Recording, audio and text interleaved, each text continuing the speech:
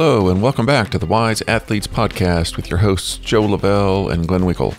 On today's episode, number 98, we are talking with Jesse Jarjour, who is a professional bike fitter and also the CEO and co-founder of MyVeloFit, the virtual bike fitting solution that has been in the cycling news media for the last 2 years.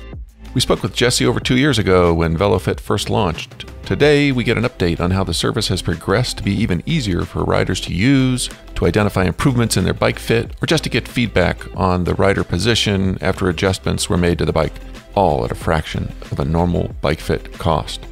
In addition, Jesse gives us the lowdown on their new free AI service that allows riders to discover which bikes among various brand model sizes would fit the rider based on bike dimensions versus rider body size, movement mechanics, and riding goals. If you have ever tried to compare different bikes of the same quote-unquote size, you will know how amazingly useful this service will be to use. And did I say it's free? After doing 100,000 bike fits over the last 2+ years, Jesse has a ton of useful information to share. All right, let's talk to Jesse Jarjour of VeloFit, the virtual bike fitting service accessible anywhere you have an internet connection. Jesse Jarjour, welcome to the Wise Athletes Podcast. Thank you. Thanks for having me again. Jesse, it's great to have you back. Thanks. Yeah, it's been, more than 2 years. I think you were episode number 27. You were one of the first few, and you guys do virtual bike fitting, I guess, among other things. But anyway, the thing that I reached out to you about was an article that I saw, I think at Cycling Tips, maybe was it, where you guys had launched a virtual bike fitting service, which I had never heard of before. And then I found it amazingly useful. I guess I would never have guessed that it would be as good as it was. And I imagine that it has developed from there. So, Jesse, give us an update. Yeah, excuse me. Sorry, I have to apologize for my raspy voice. We have some forest fires here. Oh, yes. 2 years ago, you would have been kind of on our very first version, which would have, I don't want to call it a beta version, but, we've improved a lot over time. A lot of the original ranges and the way we process data has stayed the same, but what we've done is improved accuracy, improved how we catch errors. If you remember before, it was quite picky on the video orientation, the way you recorded the video. So we've done a lot of improvements there. The key fit metrics haven't really changed that much since. We've improved the way we collect that data a little bit more, and on the back end, we're working on a new and improved version where it'll be a bit more accurate again. Mostly improvements in usability, I would say. So just make it easier on the user? Yes. Okay, cool. And I understand that you've got a new, you called it an AI bike sizing feature. Tell us about that? Yeah, so it's actually really funny. If you asked me 2 months before we launched originally, my plan was to have sizing as part of our fit product because a lot of times people are on the wrong bike. Yeah, it makes it hard to fit it if they're starting with the wrong size, eh?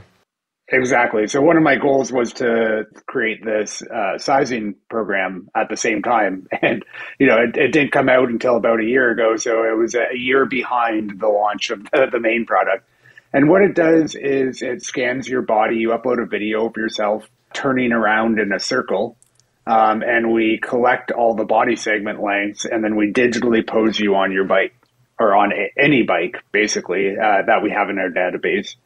And that lets us, instead of, saying you're 6 feet tall, so you should be on a 58 in this brand, we're able to actually show you how you fit on individual bikes. In doing this and in designing this, we looked a lot at how manufacturers recommend sizes, and it got pretty sketchy as we looked at it. We'd have brands that have the same recommendation on 2 bikes, but those bikes are completely different geometries. So we're like, what is this recommendation coming from? And the other one, everybody, if you use size buckets, so if you say you're from 5'8" to 6'1", you fit this size. Yeah. You always fit a size if you only have size buckets, where what we found is based on your body segments and the way, your individual anatomy, there are bikes out there that you don't fit. Oh my gosh. Yeah. Yeah, now try selling that to a manufacturer, and they don't like that, right? We had a lot of brands reach out and say, "Oh, we want this," and we're like, "Well, we will tell you some of your bikes don't fit people," and then we're like, "Oh, we don't want that. They have to fit everybody." So what we quickly realized was we're building this for the riders, not for the manufacturers, because we want to tell you, most importantly, when a bike doesn't fit.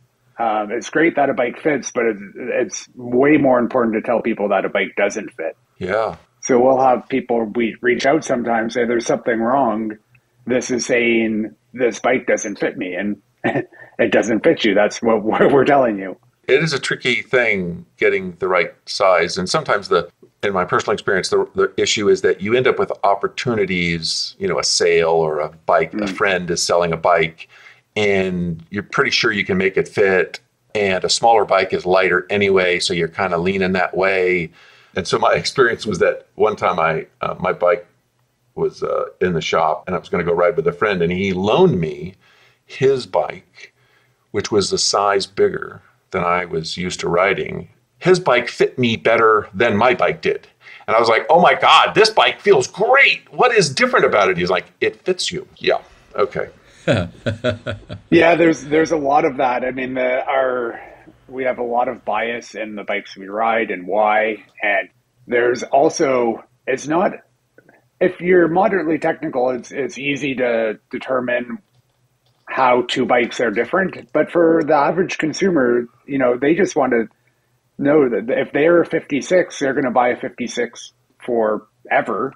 Yeah. But for instance, I'm shopping for a Tarmac right now. I'm always shopping for a Tarmac, but I'm thinking one day I'll actually pull the trigger on a specialized Tarmac. And the 54 Tarmac is actually identical geometry to very close in geometry to my 52 Madone. Oh. So if I was going from my Madone to a Tarmac, I would go from 52 to a 54. And so we did a big analysis. We've got a huge database now of all the bikes out there, and we did a huge analysis of how different bikes fit different. And, it's just, you can't use size numbers as a size. You can't say a 52 and one brand's the same. Even within a brand, if you look at Trek, for instance, a 52 Damani and a 52 Madone are a world different. And they've designed it that way. Do they? They do, yeah. So they've designed it. If we really want to get into the weeds of how a bike fits, yeah, there's a couple components to it. It's how you fit on the bike and how you want to ride that bike. Because you can fit multiple bikes, but one position will be aggressive, one position will be more conservative. And by aggressive, I mean longer and lower. Yeah. And by conservative, I mean more upright. So there's more than just how you fit the bike, the position you're on the bike. And there's also how you want to ride the bike. So we've had to kind of develop that as part of our process. We ask you when you're doing your body scan, so what are you doing? Are you looking for an aggressive position? Are you looking for a more conservative position? And then we score the bike based on how it fits in the position you desire. And do the geometries of bikes within a brand, even within a model, change over time? So as the 2016 model is different from the 2020 model? Yes, it's rarer that will happen, and they're usually minor tweaks, but you'll see big changes. Cervelo, for a long time, had the same geometry across all their road bikes, which made it really easy if you were shopping for a really high-end one, but the store only had a low-end one. You ride whichever one's there, and then you order the bike that you want. Yeah. But they've changed that now, and they have a lot of different geometries across their bikes. With our product, we've intentionally, because they do change over time, we've intentionally decided to do new models only, or current models only. Okay. So our database doesn't go back in time. I guess that would just be another dimension of complexity, huh? Yeah, it would be a different layer of complexity. Eventually, this will be a full-time job of managing this database of bikes for people. Right now, we have a couple different people managing it, on the side. Yeah. Eventually, It will be a full-time role for somebody to manage. I'm not sure anybody has ever done that sort of analysis comprehensively in any case. What are the brands that people who are looking for a more relaxed geometry for a road bike I remember Cervelo was always the tall head tube, and that was, less aggressive if you wanted it to be. And Focus, I think, was another one that had kind of the tall head tubes. Anyway, that was just what I had heard. What has your analysis shown? I haven't broken it down by brand. What you will find is most brands now have those endurance geometries as part of their lineup. So Trek with the the Damani, Specialized with the Roubaix, come to mind, Giant with the Defy. So they all have an endurance bike and they have their race bike. If you plot them on the spectrum, which we've done, if you go into our blog, which we call the Fit Academy, we have a couple articles on bike sizing and the science behind bike sizing. If you plot them, you'll see that, if I remember correctly, the Roubaix is the most upright of the, your standard kind of big brand. Specialized. Yeah, the Specialized Roubaix would be the most endurance of the endurance bikes. And then I think it's the Cannondale Synapse would be the most racy of the endurance bikes. Because again, across that spectrum, you might want to be really upright. You might want to be a bit more aggressive, but still not have a pure race bike. And that's how we kind of plot them. So we've plotted the spectrum of all the bikes, and then you can see what that looks like. Great. Well, I'll get a link to that into the show notes because that sounds awesome. Yeah, it's about a year old, so I'm sure there's new models on there. But yeah, we have a series of posts on what's wrong with bike sizing, how we're fixing it with our sizing model, and then kind of the data of bike sizing. One of the things we did was plot all the bikes all of the bikes of one size by top tube length and show how differently they are. And then we also plotted how differently they actually fit. So top tube doesn't actually tell you how a bike fits. We like to use stack and reach, which is becoming more accepted now. It used to be if you said that 5 years ago, you'd get laughed off the podcast. Yeah. But now stack and reach is pretty accepted as showing how a bike will fit. And the manufacturers are providing those statistics. The vast majority of them are, yeah. Okay, so that helps as opposed to 58 or 56, but still you getting the measurements of a person and then putting them on the different geometries is a cleaner way to get a sense of this is how that's going to fit you. Is that consistent with your idea, of how you want to ride this bike or not? So tell us about this virtual bike fitting thing has become a thing. I mean, when I read that article a couple of years ago about you guys, I had never heard of it before and thought, how could that be possible? It just seemed possible to me. And then I did it and it was like, oh, wow, this is really cool.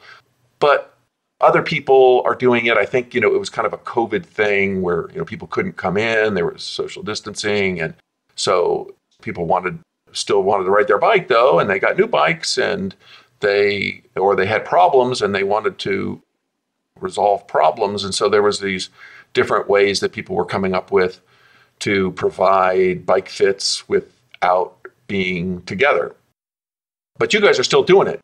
Tell us about, within this market of people who need a bike fit, what is the niche of people that are really best served by a virtual bike fit? That's a good question. There's a lot to it. We have a really diverse user base. It does lean more performance than I would expect. So our mission when we started this was to make bike fit accessible to everybody. There's a lot of people who don't have a good local bike fitter, or during COVID they couldn't get to a bike fitter. I am a bike fitter and I had to close my studio during COVID. So we have users kind of everywhere. I would say our average user is it's so hard to say that it's all over the board. Yeah, well, you can have more than one niche of people. What kind of racers are you working with? Is it people who don't have access? It would be like a 3-hour drive to get to a bike fitter kind of a thing. Yeah, I mean, on the performance side, we have people we have Pro Tour riders using us, World Tour riders. Wow. I've seen some Alpecin Phoenix riders, or I guess they're Alpecin de Koenig. We had a previous year world champion on the mountain bike use us. Wow. And these are just the ones when, I have my feed in the background and I'll look and I'll be like, oh, that person looks fit and they're wearing a world champion jersey. Like, oh, that's actually whoever it was, right? I don't want to, Yes. say who's using it, but so all over. I mean, we have less of the beginner than I would expect, and I think it's because they're not comfortable making the adjustments to the bike themselves. Okay. And that's always one that I wish we had more, and we're working on more tools to help you make those adjustments. But I see this, our goal isn't to get rid of bike fitters. Our goal is to help people take their fit into their own hands. And we often, we'll have people reach out and say, hey, I've made these adjustments, but I'm still uncomfortable. And we'll find a good fitter in the area to recommend them to, or I'll work with them personally on their fit. I got you. I guess sometimes the issue is that they've got some issue with their body, and I guess the computer can't really do something about that. What do you guys do in that case?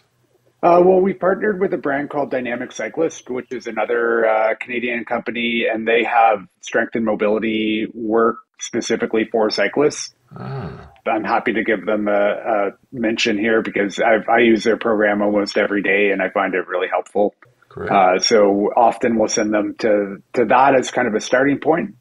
Just like we're not here to replace bike fitters, I don't think they're there to replace physiotherapists and, chiropractors, whatever it may be. So we try to help identify what they need, and we'll try to find, a good physiotherapist for them or a chiropractor or whatever it may be in their specific use case. We do have our mobility assessment on our end too, which will help cater the fit for the individual's lack of mobility or whatever it may be. Got it. Well, that's great. It seems like you would need to do that. I would expect that the way that this would go is kind of the way my own progression went, where I really, I can remember when I didn't know how to change the tire, and I was just terrified I was going to get a flat, and then one day I did. And I had to learn how to change a tire on the side of the road. Yeah. It's like, oh, how do I do this now? And then getting a wrench out and loosening something and tightening something. It was like, oh man, I hope my bike doesn't fall apart while I'm going down a mountain, now that I've loosened something up. But, over time you dabble and you get a little more comfortable with it, and you get a little more comfortable with it. And then you find, wow, this is a lot easier than packing my bike up into the car and going down to the bike shop and getting them to do something. And really, I just wanted to move it a millimeter. Maybe that's what you're discovering, is that the brand new person is maybe a little too uncomfortable with this, but once they get used to this process, they become more comfortable with it. Is that right? Yes, and I think there's also a lot in allowing people to adjust their bike, but also being that reference point to be, have you gone too far in one direction or the other? I think as a bike fitter, and you'll see this with a lot of bike fitters, is they'll set a position and say, don't touch it. Yeah. And there's validity in that, mostly in that, if people then go and ride their bike and make adjustments, you don't know if they're going to go too far. You don't know if they're going to have, boundaries on how they adjust their bike, where with my VeloFit, you can just upload another video. You can make that adjustment. And I, as a bike fitter, have come more to terms with the idea of, guiding people and saying, this is where I've put you today. You may need to go up or down very slightly, but my goal is to get you into this acceptable range for how you ride your bike. Yeah. So once you have resolved this back thing, maybe you can, lower something or raise something and get closer to that position that you said you wanted, but it is not really suitable for you and your current fitness level. Exactly. And so with our product, you can just upload a video whenever you like and check and say, maybe I want to be more aggressive. So you upload a video and it's like, oh, I've gone too aggressive. So then you can come back up a little bit. Cool. So I wonder, kind of shifting away from how it all works, but move toward, what have you found? I'm just kind of curious, what sort of changes do people generally are told to do by your system? Are they raising their saddle or lowering it? Are they raising their handlebars or lowering them? Are they on the wrong bike? Start all over. A lot of lowering saddles. Yes. A lot of lowering saddles. I would say if there's anything we recommend, I mean, there's a lot of raising saddles too, but I find I have this theory that if people aren't really trying to get their saddle height right, they set it too low. But then it's the people are like, they have this concept of, getting the right saddle height, and they start playing with it, and they almost always go too high. And then when you ride a saddle that's too high, you get used to a saddle that's too high, and there's a lot of things about the bike that it makes uncomfortable. Most likely the seat. It's very hard to have be comfortable on your seat if it's too high. But then if you lower them, it always feels if you've been riding with a saddle that's too high, the right height feels too low. Yeah. So we get a lot of feedback where it's like, oh, your saddle, you set my saddle too low. I can tell it's just way too low. Yeah. And we just say, give it a week. And this is one of the reasons why we have access over time for our service. Give it a week, ride like this. And almost universally, they'll come back and say, you know what, you're right. I'm more comfortable. I'm more powerful. I don't have numbness anymore in my saddle or whatever it may be. Right. I don't have to point my saddle down yes. to remove the pain. So now I'm not sitting on my hands and numb hands. Yeah. Right. Okay. We have a post in our blog called Fit Red Flags, and one of the big Fit Red Flags is that saddle aimed way nose down. If you have to do that to get comfortable, there's something wrong. Yeah, if you're having to scoot yourself back all the time, that's a signal that something isn't quite right. Okay.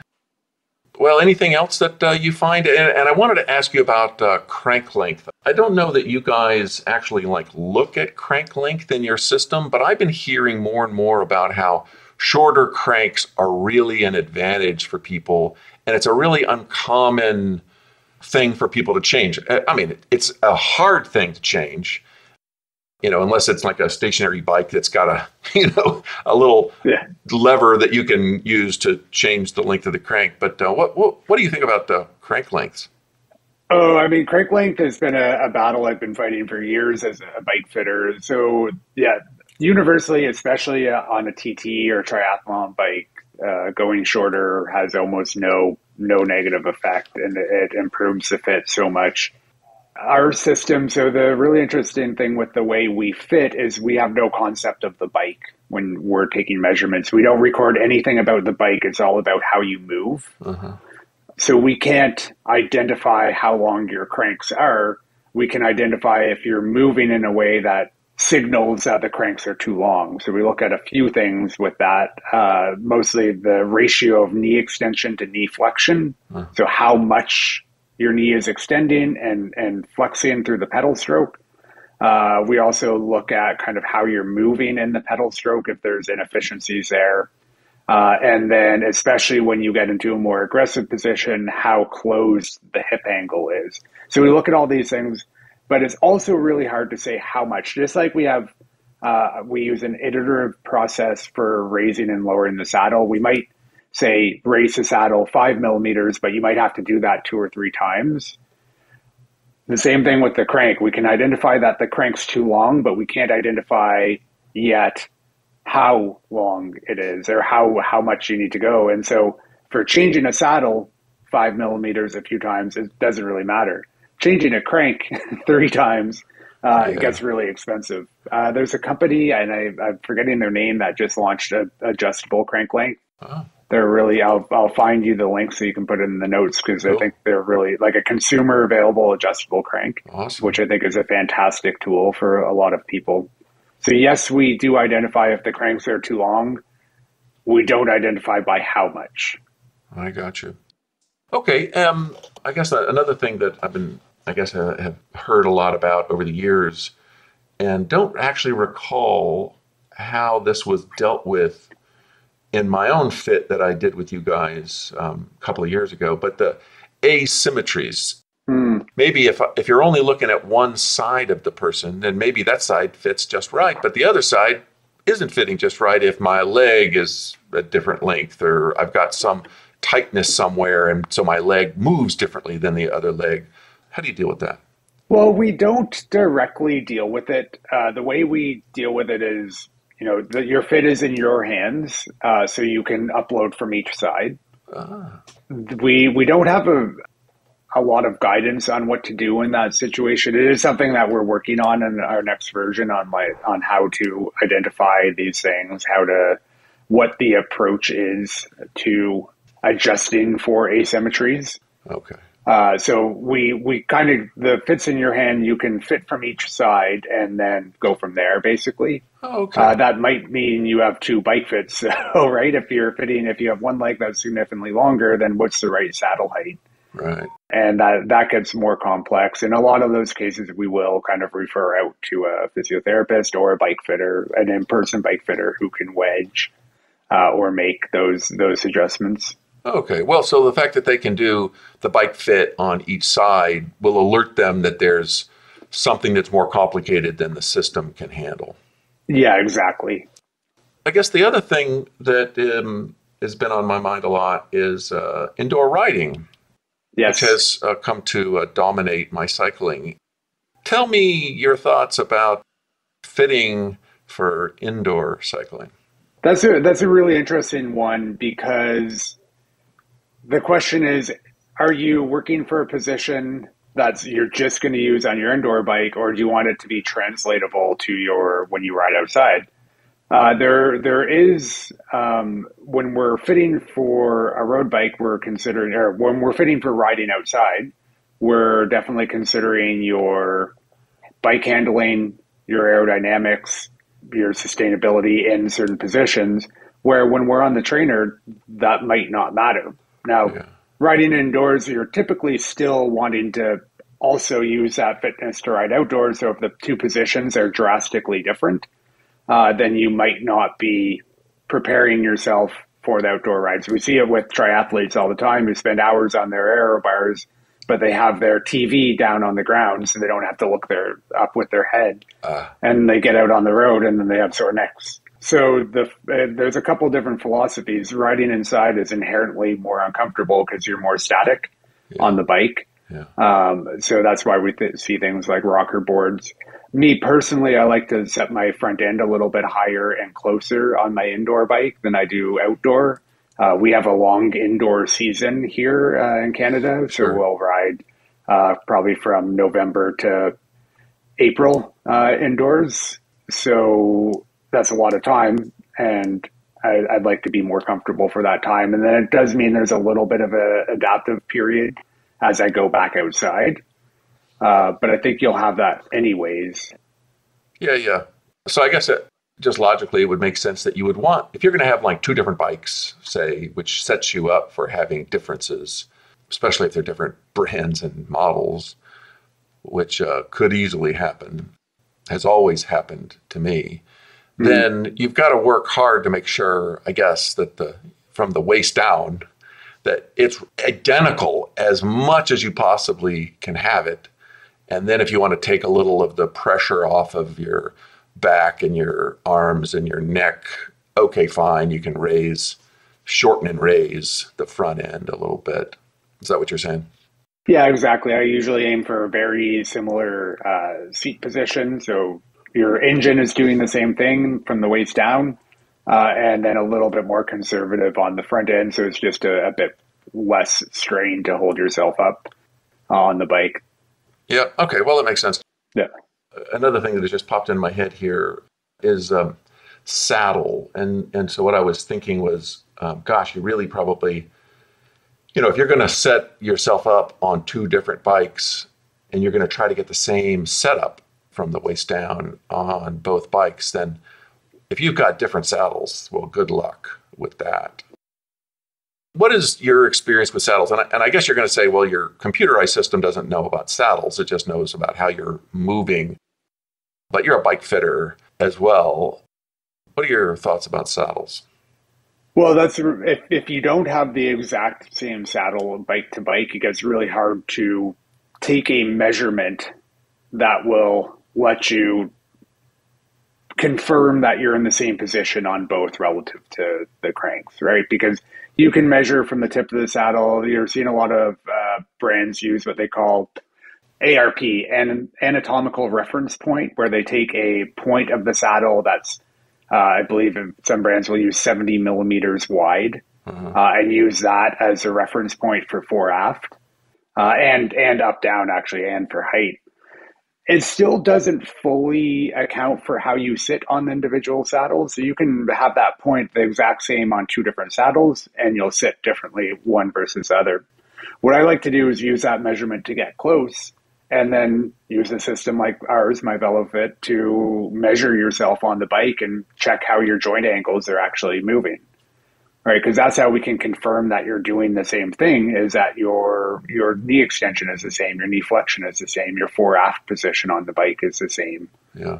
And that's how you can actually check to see what's happening, because it's not uncommon to have different saddles in different places to maintain the same biomechanical movement. I'm not sure I followed that. Different saddles in different places means what? So if you have saddle A and saddle B... Oh, two different kinds of saddles would require a different setup. Yes, to have the same biomechanical movement. Right, so you're essentially starting the fit over again if you're going to start with a different saddle. Kind of, yeah. You'll want the approach is to start in a very similar position, because it's not going to be a world different. But it's not unlikely to have. So I use Pro saddles, and I have a Pro Stealth on my cross bike, and a Pro Turnix, I believe, on my road bike. And they're different shaped saddles, so they're actually very different. But if there's another Pro saddle that's just a little bit rounder, and that actually requires an adjustment, even though they have all the same measurements, they're the same width.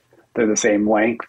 I have to have it higher and further forward with the rounder saddle for my personal riding. I got it. And so, and that's not easy to tell by eyeballing it. You got to essentially start again. Yeah. And what about like the age of the saddle? I remember hearing that saddles don't last forever. The cushion starts to compress, and now you're not sitting up as high by a bit. And I guess if you're somebody who's pretty sensitive to a couple of millimeters, well, you've got to change now.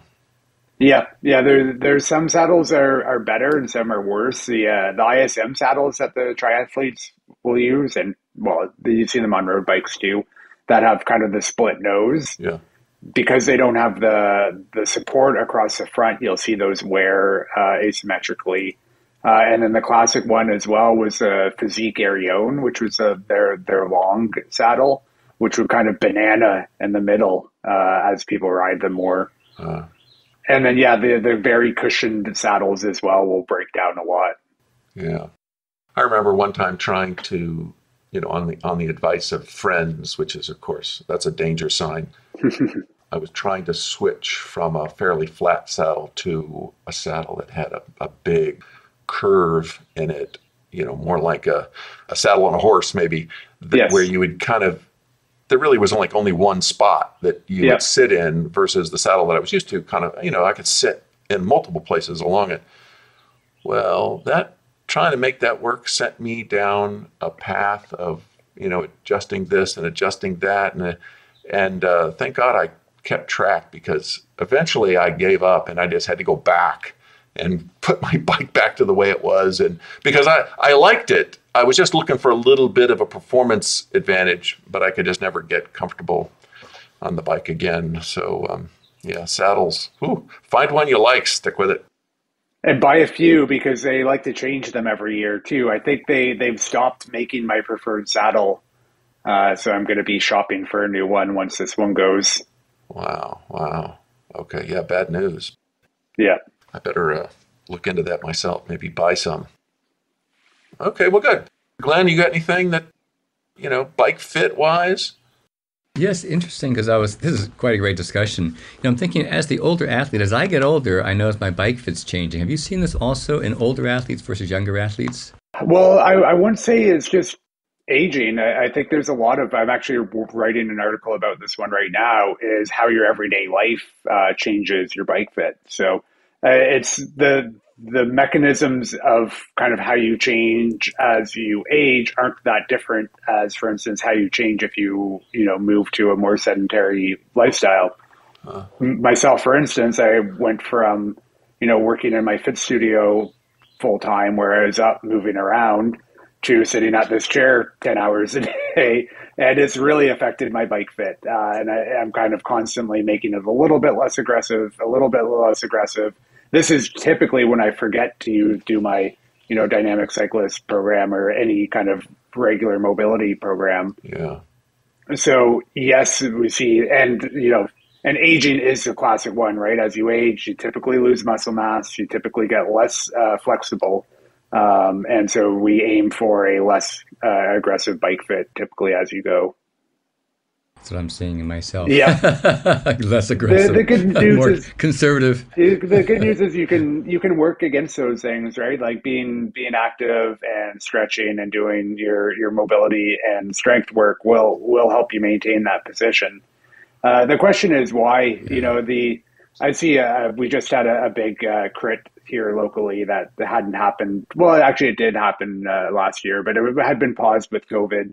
And some of the positions these people were riding, I'm like, why? To save 3 watts and compromise your Right. comfort and your efficiency and your bike handling. There was a huge crash fest this year. Oh. And it was partially because, a lot of people had positions that they couldn't handle. Literally, it negatively affected their handling. The big one is the super narrow handlebars with the hoods turned in drastically. It's like, okay, maybe if you're a World Tour pro, but if you're a Cat 4, I think you're better off with your bike handling. Yeah. Well, I think about how way back in the day, like aerodynamics was everything. And now it's like I could care less about aerodynamics. I want to be comfortable on the bike. So. Yeah, there is a value to aerodynamics, but I think there's a point of where people see what the pros are doing and then they overdo it. A lot of the moves that the pros have done are more subtle. There are the people with the ridiculous handlebars still, but to pick on the super narrow hood position or narrow bars with the cranked in hoods, a lot of times you'll see people get less aero because it pops their head way up in there and it puts their shoulders out wide. And those we're trying to reduce frontal area, and that doesn't help. So you have to have a specific body type and mobility to pull that off. Huh.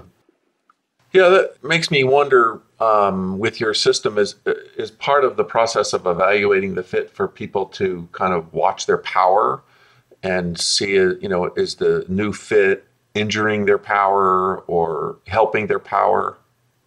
Yeah, we don't talk about that much during the process, mostly because it's not uncommon to have a fit lower your power at first. If you come in and then we drastically change your position, there's a chance if you've been riding in that position for a long time, when you get out on the road, you might see a reduction in power for a week or two as you adapt. Okay. And then potentially, a return or an increase. It is a very difficult metric to measure how a fit, affects your power in the short term. To do it in the studio and measure power, you need to measure power against something, and heart rate isn't the one. So you're typically having to measure it against either blood oxygen levels or lactate levels, which means you're using, sensors that not very many people have. Right. And some of them are, questionable accuracy already if we're already talking a 1 or 2% change in power. So it's a difficult, I always fit predominantly on comfort. I want the rider to be comfortable, efficient, not injuring themselves so they can ride more. Right. The more they can train, the better, the stronger they can get. Yeah. And the more they'll like it, and so the more they'll train. Yeah, exactly. That makes sense. And if you're talking about a 1% improvement in power potentially, that's sort of under the threshold of the accuracy of the tool. So you're just sort of chasing your tail. Yeah. That's not to say somebody with a really bad position won't see a bigger change. There are, people who see much bigger changes, but I would say they're the outlier versus. Yeah. So if your saddle's way low, you're probably going to get a lot more power. Yeah, or way high as well. You see, a lot of the people with the high saddle thinking it's going to help them, and then they get outside of their functional ability to, put pressure into the pedals. Yeah. Okay. Well, cool. Glenn, anything else? That's really good stuff. I really appreciate it because, like I said, I see here in Korea, everyone has their saddles way too low, and I used to do a lot of bike tours in San Francisco, and people set their bikes up. We set them up, and they always want to lower their saddle because they want their feet to touch the ground. And then you watch them with their knees sticking out yes. and everything else. It's fun. But I see a lot of that here in Korea too, because everyone needs their bike fit around here because they don't know how to ride bikes and they don't ride bikes well because they didn't learn as children to ride bikes. They were too poor back then. So riding a bicycle is very very unfamiliar thing for a lot of Koreans here, which is quite interesting. Well, awesome. So as we start to wrap up here, give us, what's your pitch? Why should people look to a virtual bike fit, and what benefits might they expect to find? And how do you guys do it to make it convenient and easy and safe and feel right for the customer? Yeah, so our product, the great thing about our product is free to try. So you can upload a video to our BikeFit platform for free, and we'll tell you right there if we're going to recommend changes or not. To get the specifics of what the changes you need are, you do have to pay. Yeah. But we really recommend that, if you're curious, just upload a video, see what you think. And then we have a money back guarantee on our fit. So if for any reason you're not happy with your fit, you can just email our support team and we'll happily give you a refund or try to help you figure out why you're not happy and kind of talk you through that. Very nice. Our sizing tool we have is completely free as well. It takes about 5 minutes to upload a video to that and get your results, and we'll tell you which bikes fit. We're completely unbiased. Our goal there is to get people on the right bike. We probably won't ever charge for this. This is kind of just to get people into our ecosystem, and it's a fantastic tool to play with, when you're shopping for bikes, to see which bikes fit and why. We've had a lot of great feedback on that with people, who have been looking for one bike and they've been told at a shop to buy that bike and they're just unsure, and they came back and used us and they found out, they were kind of way in the wrong place with that bike. So yeah. Again, that one's totally free. And then our 2 fit programs, we've got it's $35 if you want to pay for a fit and get your recommendations. That's for one bike and it gives you 2 weeks of access. Or for $75, you can get a year of access and multiple bike profiles. Wow, that's pretty price efficient. That's great. And it's not like one fit. It's do as many as you want within whatever the timeline is that you bought access to. Yeah, the $35 one, we do limit it to 5 uploads a day, just to kind of manage people, using it properly. The $75 one is for one person and unlimited uploads, unlimited bike profiles. And then there's also the option for an additional $75 to have me review your fit and work on you. So that's an add-on to either plan, and then I can help. Because sometimes the fit will get you close, but there's those little nuanced things like hood position or cleat position that we need to adjust. So I work with a lot of athletes on that as well. Yeah. Well, yeah, I guess if your cleats are wrong, then you're never going to get anything right. So, yeah, that makes sense. Yeah. Well, and so how can people find you? You talked about some articles and how do they find your service? So we're www.myvelofit.com. On socials, we're at myvelofit on pretty much every platform there. And then, we have a contact form on our site if you need to reach us. And that's about it. Yeah, we've also, if most of the major cycling news platforms have written about us. So Cycling Tips, Pez Cycling News. We just had an article in Cycling Weekly where they compared us to an in-person fit, which was really interesting because, they got the same result on either side. And they kind of said, are we replacing bike fitters? And we really want to say our goal isn't to replace bike fitters. We do have a tool for bike fitters to use our software as their motion capture system. So we have a lot of shops using us as well as their fit tool. Awesome.